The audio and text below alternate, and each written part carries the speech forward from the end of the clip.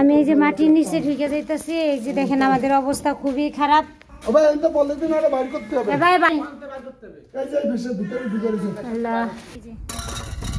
Tomato নিয়ে আসলাম, already মাটির চুলায় ভাত বসাই দিছি আমার গার্ডেনের সামনে। আসসালামু আলাইকুম, চলে আসছি আমার সেই নতুন বাড়িতে। এই যে সে মাটির নিচের ঘরে চলে আসছি। আর মাটির নিচে ঘরে শুধু আসলে হবে, খাওয়া লাগবে না? তো সেই খাবারের জন্য আপনার ভাইয়াকে ভোরে পাঠাই দিছি। আমি কিন্তু পুরান বাড়িতে ছিলাম, পরে ভোরে পাঠাই দিছি। দেখেন আপনার ভাইয়াকে পাঠাই দিয়েছিলাম বাজারে যাও।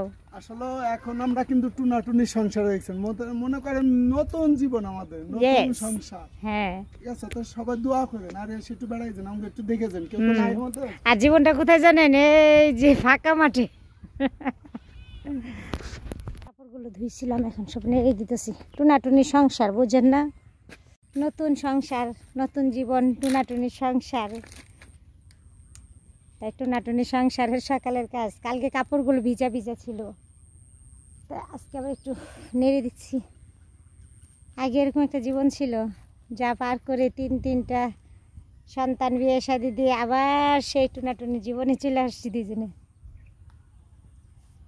এখন আর মেয়েদের রং বেরঙের কাপড় চোপড় ধোয়া হয় না, এখন দুইজনের একটু একটু কাপড় চোপড় ধোয়া দিই। আর এই যে আমার গার্ডেন, আমার গার্ডেনটা দেখতে কেমন আপু ভাইয়ারা? জীবনেও করি নাই, কিন্তু দেখেন একটা মানুষ চাইলে সব কিছু পারে। চাইছি, চেষ্টা করতেছি, সব কিছুই হচ্ছে। আর এই দেখেন আমার গার্ডেনের এই দরজাটা, মানে এখান দিয়ে রাস্তাটা থাকবে পিছনে যাওয়ার, দুই পাশে নেট দিয়ে ঘিরে দেবো। আসলা এই কি নিয়ে আসলা তুমি? এই যে আমরা গ্যাসের চুলা আজকে রান্না করব, বাসা থেকে নিয়ে আসছি সব কিছু। এই যে আমার গাছে থেকে আমি টমেটো ছিটতেছি। মাশাআল্লাহ মাশাআল্লাহ অনেকগুলো টমেটো ছিটছি। দেখেন এই টমেটো দিয়ে আমি আজকে রান্না করব, ডাউলি দেব আর ভর্তা করব।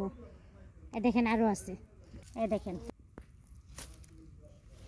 এই দেখছেন নিজের গাছে মাশাআল্লাহ অনেক টমেটো হয়েছে, অনেক। আর এগুলো দেখেন রান্না করবো, চলেন। এইদিকে কিন্তু রান্না হচ্ছে। আর এই যে টমেটো নিয়ে আসলাম, অলরেডি মাটির চুলায় ভাত বসাই দিছি। মাটির চুলায় ভাত হচ্ছে, আর এইদিকে টমেটো সিদ্ধ দেব, ডাউল রান্না করব, গরুর মাংস রান্না করব।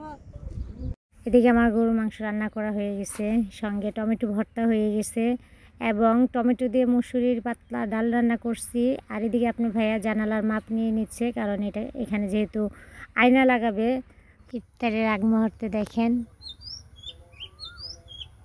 আমাদের দোয়েল পাখির কি সুন্দর একটা ডাক আমার গার্ডেনের সামনে, অনেক সুন্দর। সন্ধ্যার আগে সুন্দর একটা ভিউ, ছোট্ট একটা দোয়েল পাখি। আকাশের অবস্থা খুবই খারাপ, তো এই যে চুলা সব কিছু ঢেকে রাখতেছি। যেহেতু এখন আমি গ্রামের বাড়িতে থাকি, এখন তার ঢাকা শহরে ফ্ল্যাট বাসায় থাকি না, তো গ্রামের বাড়িতে থাকতে হলে একটু এগুলো ঢেকে টেকে রাখতে হয়।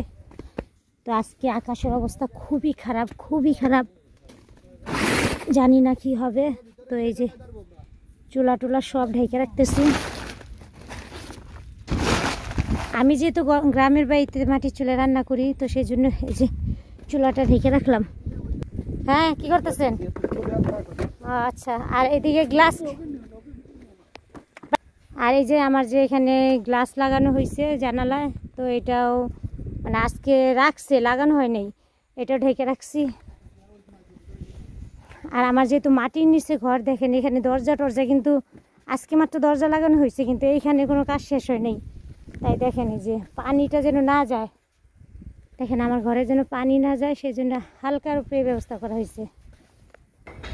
আর এই যে জানালাটাও এই যে বেড়া দিয়ে আটকে রাখছে, সোলার বেড়া দিয়ে। জানি না, আল্লাহ ভালো জানে কি হবে। তো অবশেষে এই যে আমিও মাটির নিচে ঢুকে পড়তেছি কিন্তু দাঁড়ান ভাই তুমি আসলে বিপদ হতো না, তাহলে আমরা আজকে আমি এই যে মাটির নিচে ঢুকে যাইতেছি। এই যে দেখেন আমাদের অবস্থা খুবই খারাপ, বৃষ্টি হইলে মারা হয়ে যাব। এই যে আমার বাচ্চা কাচ্চা নিয়ে, তো এই দেখেন এটা কিন্তু আমার দরজা লাগানো হয়ে গেছে, সবাই দোয়া করবেন। ভাই এটা বলে দিন আরে বাইর করতে হবে। ভাই ভালো করে একটু আমাদের ডাইকে দিয়ে যান ভাই। এই যে ভেসে ভিতরে ঢুকে গেছে। আল্লাহ, তো আজকে ভিডিওটা এখানে শেষ করছি। সবাই ভালো থাকবেন, সুস্থ থাকবেন, সকালে দেখা হবে বেঁচে থাকলে ইনশাআল্লাহ। আল্লাহ হাফেজ।